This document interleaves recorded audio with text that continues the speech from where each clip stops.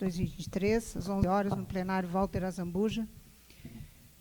Mais uma vez, cumprimentar os vereadores, as autoridades presentes, funcionários e as pessoas que nos assistem pelas redes sociais. Leitura do edital de convocação da audiência pública. Edital de convocação, audiência pública número 13 de 2023. A presidente da Comissão Especial Temporária para Estudos do Projeto de Emenda à Lei Orgânica, presidente da Comissão Legislação, Justiça e Redação Final da Câmara Municipal de Vereadores de Pinheiro Machado e o presidente da Câmara, com fulcro no parágrafo 4º do artigo 9º e artigo 48 da Lei Complementar 101, de 4 de maio de 2000, Lei de Responsabilidade Fiscal, e no artigo 23 da Lei Orgânica Municipal, tornam público que farão realizar audiência pública para a demonstração e avaliação dos seguintes projetos. Projeto de emenda à Lei Orgânica 1/2023, autoria do Poder Executivo, que altera o artigo 76 da Lei Orgânica do Município de Pinheiro Machado e inclui os artigos 76A e 76B, e projeto de lei complementar 3 de 2023, de autoria do Poder Executivo, que dispõe sobre o plano de benefícios do regimento próprio de previdência social dos servidores efetivos do município de Pinheiro Machado e dá outras providências no dia 7 de agosto de 2023, segunda-feira, às 11 horas, no plenário Walter Azambuja. Oportunidade que convida a população em geral, representantes de entidades governamentais, classistas, sindicais, setoriais, comunitários e outras devidamente instituídas a participarem e ou assistirem à transmissão via internet.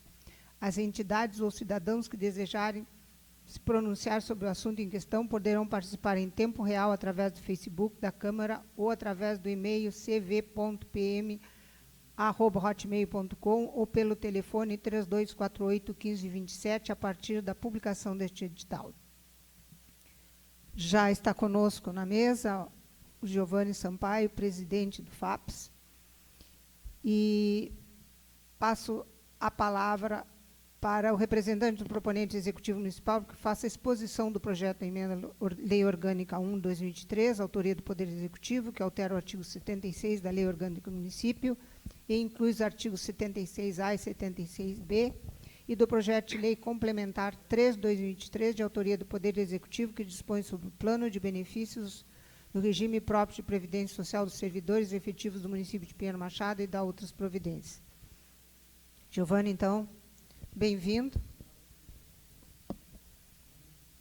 Prefeito, quer falar primeiro? Sim? Tá bem. Então, está com a palavra, Giovanni, bem-vindo. Muito obrigado pelo convite, né? Bom dia a todos os vereadores da mesa de autoridade, ao prefeito que nos acompanha, prefeito, vice-prefeito, secretários do município e os colegas, né, do funcionalismo. Esses projetos, então, foram remetidos pelo Executivo com o objetivo de implementar a reforma da Previdência que já ocorreu a nível federal no nosso município. Ele encontra simetria justamente no nível federal, à medida que o projeto de emenda à Lei Orgânica se relaciona com a emenda constitucional 103 de 2019 e o projeto de lei complementar que altera o plano de benefícios é o dispositivo simétrico, então, que regula os benefícios que os servidores do município vão ter ao se aposentar, né? Cabe citar que agora pela manhã foi protocolado os ofícios 167 e 168, que é o que encaminham para serem anexados a esses projetos o parecer atuarial, que é o mesmo que foi apresentado já na audiência pública no dia 16 de maio deste ano, tá, no ginásio de desportos, e esse é o documento técnico, então, que embasa a remessa desses projetos, tá, que é o que nos dá o respaldo com relação ao resultado atuarial, ou seja, o resultado em que vai se obter caso seja aprovada a reforma, né. Então, só gostaria de citar brevemente dois pontos, que é o primeiro com relação à alíquota que se manteve, tá, no projeto em 60% após o cálculo da média das remunerações, cujo impacto, então, é uma redução de 20 milhões no déficit atuarial do fundo, tá, que é o déficit que existe a longo prazo para que o fundo possa ser considerado sustentável, e causa também uma redução da alíquota suplementar de 52% para 41,10%. Tá? Então, esse é o efeito da reforma. Ela é benéfica para o fundo, né, cumprindo aqui com o papel de fala que me é dado como representante do RPPS do município. Então, a reforma é benéfica para o fundo. Ela diminui o déficit e diminui a alíquota suplementar. Essa alíquota suplementar, hoje, ela ainda não está instituída no município, tá? Mas ela representa um impacto direto, como se fosse na folha de pagamento, porque ela é calculada com base na folha de pagamento. Então, como atualmente ela está em 52%, significa dizer que o município precisaria implementar de imediato, além do custo normal ao mês com a folha de pagamento, um aumento da ordem de 52% desse valor, né? Que a gente já imagina que realmente é impraticável para o município. Então, a reforma produziria a diminuição dessa alíquota em 19,98 pontos percentuais, tá? Ficaria em 41,10%. Ainda é impraticável para o executivo, se for comparar, inclusive tendo sido objeto agora da audiência anterior, o aumento da emenda impositiva da alíquota limite de 1,2% para 2%, a gente já viu que causa um impacto no orçamento. Então, imagina um aumento de 41% na folha de pagamento, né? É um impacto muito grande. Eventualmente, nós vamos nos posicionar com relação aos conselhos de administração e ao conselho fiscal do fundo para que seja implementada essa alíquota, porque é necessário, a legislação nos permite que faça essa cobrança do executivo, né? Então, nós precisaríamos que fosse o menor possível justamente para que o município tenha condições de arcar com essa alíquota. Esse é um dos benefícios da reforma. A gente sabe que para os servidores afeta bastante na sua remuneração lá no final, depois quando for calculado, né? Nós temos o dispositivo que garante que para quem tiver o direito adquirido por alguma regra anterior de aposentadoria vai permanecer com esse direito adquirido, mas os demais servidores que, caso se aprove a reforma, venham a se aposentar posteriormente o novo plano de benefícios que está sendo proposto, esses vão cair em regras de transições, onde vai ser um pouquinho mais, vai ser diferente a regra de aposentadoria do que é hoje, né? Então não vai se ter aposentadoria integral, não vai se ter pensões integrais, as pensões vão ser reduzidas. Um ponto importante também é que a alíquota de pensão no regime geral hoje é 50% e mais as cotas por dependente. Nós ainda conseguimos manter no nosso plano a alíquota também de 70% do benefício que teria direito e mais 10% por dependente. Então a nossa reforma ela ainda é um pouco mais benéfica do que seria a reforma do regime geral. Mas entendemos, claro, que causa algum prejuízo no futuro, né? Só gostaria de acrescentar, assim, para finalizar essa exposição, nós sabemos que o problema do fundo ele não é de agora, né? Ele vem de várias gestões anteriores, ele vem do passado, desde a sua criação até agora. Eu gostaria de usar uma analogia como se fosse uma batata quente que vem passando de mão em mão, né, de uma gestão para outra. E eu gostaria que realmente essa fosse uma gestão onde a gente pegasse essa batata e conseguíssemos resolvê-la da melhor forma possível, né? A gente sabe que não é o caso, não existe uma solução única e fantástica que vá transformar o fundo imediatamente em sustentável, mas quanto mais medidas forem tomadas nesse sentido, melhor vai ser para o fundo e, de certa forma, para o município também. A secretária da Fazenda elencou que a gente tem grandes parcelamentos, o município paga muitos parcelamentos hoje para o fundo, tá? É uma das principais fontes de receita, atinge um montante de pouco mais de R$800 mil mensais, e é o que garante o pagamento da folha dos inativos hoje.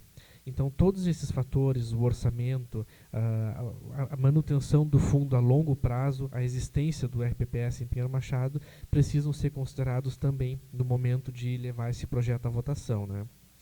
Com relação aos aspectos técnicos, nós acreditamos que os projetos estejam adequados. Nós recebemos as respostas das orientações jurídicas dos órgãos que dão consultoria tanto para o Executivo quanto para o Legislativo. Fizemos adequações através de mensagem retificativa e o último ponto que faltava, então, era o parecer atuarial que embasa a reforma, que é o que está sendo trazido hoje, nessa data, para casa. Então, a gente acredita que, do ponto de vista técnico, o projeto tem condições de prosperar, de ser levado à análise das comissões, de ser levado à votação, né? E é isso. No mais, contamos com a destreza dos vereadores em poder observar todos esses aspectos, né, no momento de fazer o seu julgamento. Eu gostaria agora de fazer Obrigada, uso, Giovanni. se a Pois não, presidente prefeito. Magda me permitisse. É importante salientar que esse parcelamento que hoje está sendo adimplido, ele lá atrás, na gestão anterior, ele estava sendo como aporte financeiro e não como parcelamento. Então, chegou em um momento que a folha estava em 64%. Só que esse parcelamento, ele acaba. Ele tem prazo para acabar. E quando ele acabar, ele não ser mais parcelamento, este aporte, o município vai ter que dar aporte. Dando aporte, ele entra no índice de pessoal, ele volta a 60 e poucos %. E isso inviabiliza o município, porque tem toda a responsabilidade, que no primeiro quadrimestre tem que reduzir tanto, tem que demitir CC, tem que diminuir os concursados, e aí vai indo, tem toda uma lógica para poder acertar essa vida financeira. O FAPES chegou nessa situação, porque todos os problemas vivenciados da criação dele, que ele não teve lastro, não é um problema do município de Pedro Machado, é de muitos municípios no país. A gente sabe que ele tem, a gente já sabe a vida útil dele. A gente sabe que ele tem, esse parcelamento tem vida útil e é o que está garantindo o equilíbrio, mas esse parcelamento vai acabar. Quando ele acabar, o gestor que vai estar frente ao município estará com um problema imenso se a receita não melhorar muito. Ela precisa melhorar muito para o prefeito conseguir administrar, porque senão ele não vai conseguir administrar. Essa proposta que se tem do FAPES, claro que não é a melhor proposta, a gente sabe que não é a melhor proposta para o servidor, mas é o que o gestor tem que fazer. Eu, quanto gestor, eu não posso deixar em cima da mesa um problema que precisa de autorização legislativa. Então, como gestor, eu tenho que passar para a Câmara quais são as regras, conforme o atuarial, que é o especialista na área previdenciária, identifica o ponto crítico do Fundo de Aposentadoria e Pensões. A nossa alternativa, né, Giovanni, que a gente espera que o Congresso aprove, é a criação de novos fundos, de novos regimes próprios de previdência. Existe tramita no Congresso a criação de novos regimes de previdência, esse se extinguiria, fazia a segregação de massa e um novo regime. Mas a gente ainda não sabe, isso aí é tudo que está em veremos lá no Congresso, não se tem nenhuma novidade. Eu como gestor e como pessoa, como Ronaldo, eu não gostaria de encaminhar um projeto desse para o FAPES, para atualização de idade, para atualização de diminuir para os pensionistas, conforme as regras que estão estabelecidas ali. Eu não gostaria de fazer isso, mas eu não tenho o que fazer. Eu preciso mandar para a Câmara vai dizer sim ou não. O Tribunal de Contas vai perguntar qual a atitude que o prefeito fez. Olha, o prefeito mandou para a Câmara, mas a Câmara ela é soberana, para sim ou que não, mas a Câmara não é. Os vereadores não são julgados no seu voto, é um voto político, mas o prefeito, se não faz a ação, é julgado pela inércia. Então, a gente teve que fazer dessa forma. O Giovanni agora falou dos 41% que precisaria de alíquota, para majorar a alíquota, é impossível. Imagina, 41% de alíquota para o FAPES, não faria mais nada no município. Tu não faz saúde, tu não faz educação, tu não faz estrada, tu não faz mais nada. Eu acho que até ia terminar o repasse da Câmara também, porque nem ia ter mais dinheiro para passar para a Câmara. Em 41%. Isso não tem como aplicar 41%. Mesmo o Conselho Fiscal indicando, o Conselho Administrativo indicando 41% da alíquota patronal para o FAPES, é inviável, não teria como o município fazer. E esse problema vem vindo há anos, a gente já deu algumas melhoras aí com a ajuda dos vereadores, que não foi a mais simpática, mas foi o que deu para fazer, para poder garantir os pagamentos em dias, e o município também desenvolveu um pouco mais. E eu só queria deixar registrado essa nossa condição aí, minha e do Rogério, de gestor, de enviar o projeto do FAPES da atualização, porque é uma medida imposta pelo atuarial e nós não poderíamos fugir desta medida. Mas cabe aos vereadores, né, fazer a sua análise e a sua crítica dentro do projeto e ver da viabilidade ou não. Claro que quem está pagando essa conta hoje é o servidor ativo, que se tiver essas mudanças, vão sofrer essas mudanças quem não está ainda no período de transição.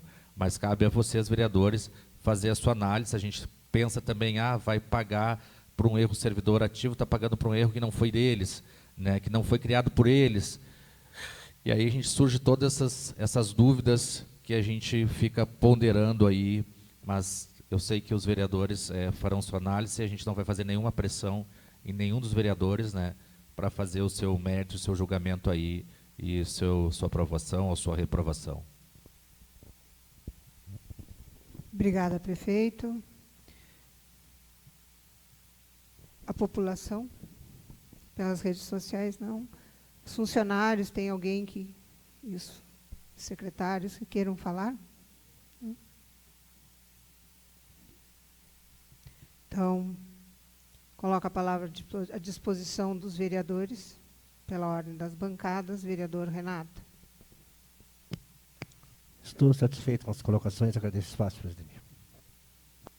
Vereador Fabrício. Da mesma forma, presidente. Vereadora Laura. Agradeço o espaço. Vereadora Elisete. Eu, como funcionária pública, eu me coloco, que nem o Ronaldo disse, né? A dívida não foi nós que criamos, né? E eu não sou favorável a essa mudança para o funcionário. Principalmente na época de se aposentar, e as pessoas estão ali prontas para se aposentar e aí tem que aumentar ainda mais o tempo de serviço. Não sou favorável. É uma faca de dois gumes essa função do FAPES, né? Porque se por um lado é para diminuir o tamanho da despesa do pagamento, né? Pelo outro vem atingir diretamente o funcionário, né? Porque ele que vai sofrer, já os salários já não são os melhores, quem dera que pudessem ser melhores, maiores, e aí na hora de se aposentar, além de tudo, ainda terá mais tempo, né? Então, é bem complicado. Mas também, com certeza, discutiremos internamente para tomarmos a decisão que melhor se acha para este caso. Então, agradeço a presença das autoridades, dos funcionários, e, não havendo mais nada a tratar, Márcio, queria falar alguma coisa? Não havendo mais nada a tratar, declaro encerrada a reunião da audiência pública e informo que os cidadãos poderão encaminhar suas observações, questionamentos e sugestões pelo prazo de 72 horas pelo site da Câmara de Vereadores ou no protocolo desta Casa Legislativa. Esclareço ao Márcio que estava no site, né, da Câmara, este convite. Após transcorrido o prazo de 72 horas da realização desta audiência pública, o projeto de lei será liberado para que a relatoria elabore seu parecer no prazo legal de até 7 dias nesta comissão. Desejo um bom dia a todos, uma boa semana.